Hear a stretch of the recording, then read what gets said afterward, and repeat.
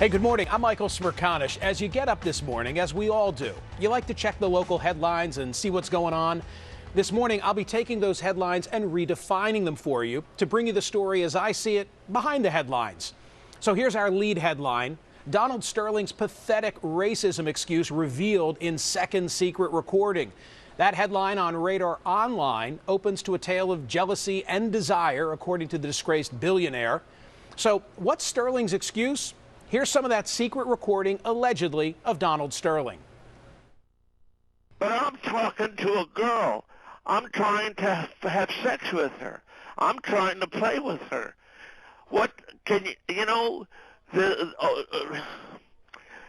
you were trying to have sex with a girl and you're talking to her privately and you don't think anybody's there, you may say anything in the world. What difference does it make? Then if the girl tapes it and releases it, my God, it's awful. Who thinks anybody's going to tape something? What the hell? I'm talking to a girl. The girl's black. I like her. I'm jealous that she's with other black guys.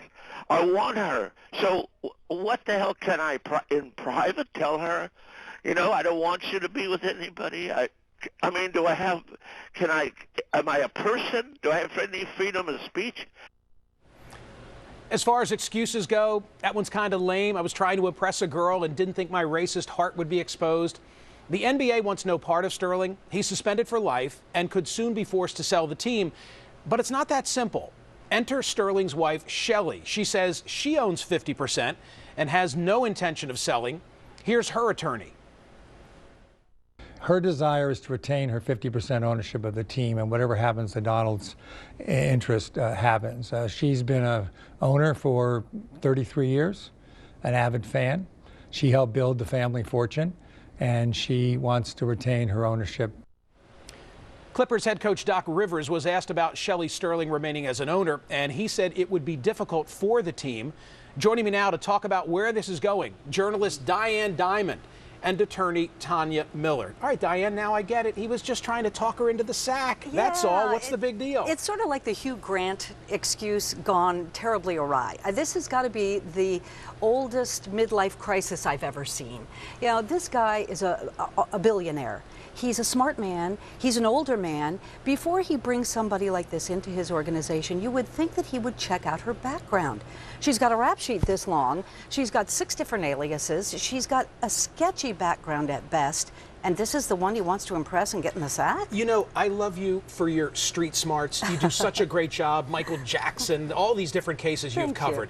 What are the odds that now twice in a row there's going to be this recording that is revealed? I think that this second tape is pure setup, that, you know, he called a buddy of his and said, hey, roll tape on me because I want to tell my side of it, and then let's just release that. Oh, you really are cynical. I hadn't picking thought up your of that. gene. Well, maybe that's true. Maybe that's true, because I thought to myself, how stupid is this man that he would call somebody and say these things, run the risk of being recorded again. So maybe it was deliberate.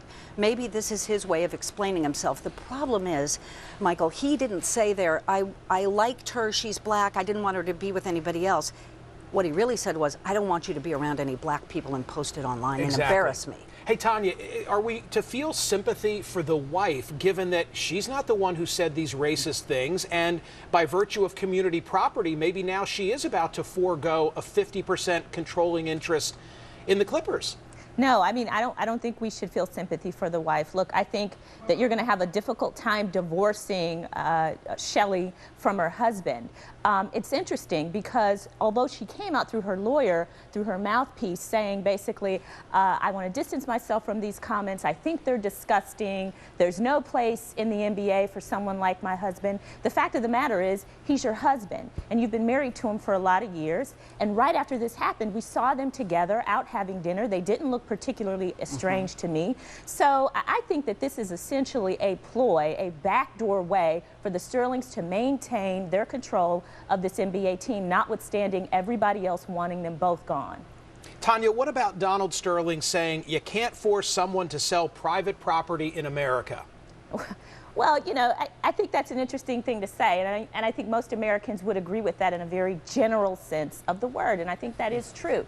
However, when you own an NBA franchise, it isn't just like owning a corner bodega or a car, or even a house for that matter. This is a very different kind of ownership. This is an ownership that is governed very heavily by contract, very heavily by his relationship with the league, and the league maintains a good deal of control of how he can manage that property and whether he can keep that property. He agreed to that when he signed on to be a member of that very exclusive club of NBA owners.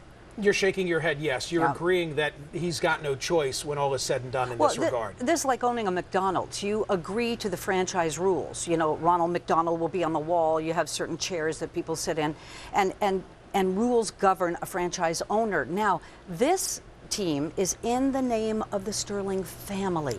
So I would say the whole family has to go by those rules. And here's the bottom line for me. This thing is not going to go away. She is going to fight because she wants 50%. Right. He's going to fight because he's a lawyer, and by gosh, in America, you can't force me to sell. This is going to go on longer than the Malaysian airplane search. You know, it's going to be around for a long time. No offense taken. But, Tanya, let me ask you this question. Won't the value of the franchise diminish if they fight? Isn't it against their economic interest to pursue the strategy that each of them seems intent on? I agree with you, Michael. Absolutely. Look, the irony of this whole thing is that they bought this franchise for dirt cheap back in 1981. It has increased in value tremendously. Right now would optimally be the best time for them to sell this franchise, because I think you're right. If they continue to try to force this issue and force themselves on the league and force themselves on America when they're not wanted, they're going to bring down the price of that franchise, and it's going to be actually against their economic interest. But I agree with you. I don't know that they really care about money right now. I think it's more the principle. Yeah. Tanya Miller, Diane Diamond, thank you both so much. Thanks, All right, Michael. so we started the segment with this headline: Donald Sterling's